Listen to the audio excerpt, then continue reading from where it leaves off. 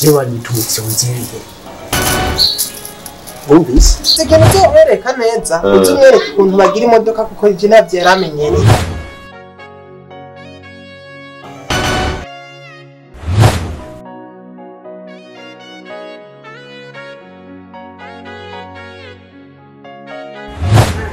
Sishaka kubura tuko dukora neza kibaniye neza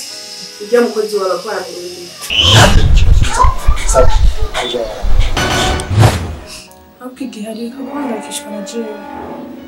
kuko je mugabo wa ntamufuza Mama Aragenda umwana mwiza n'umushaka ni mudashaka kubona background yanje Wumvise nazo siyo kubona ngaho Uzombo nicondi cyo kintu ndasubiyemo ngo byiteye imanza yarongoye abagore babiri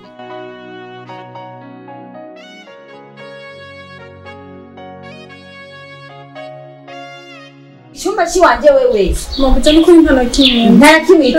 icyumba kana kwigisha mugiye gukoroka ndocikokera igitanda byogisasa naho twaraza narabikora kamizi birarakwiza atanguye kwangara yirera kwe Sinzopfa nibagiwe ubwo muzungwe kutabyara kwa Sister Denda kwizeye bread ndokwereka reka nako tuzokwereka kuna nakandi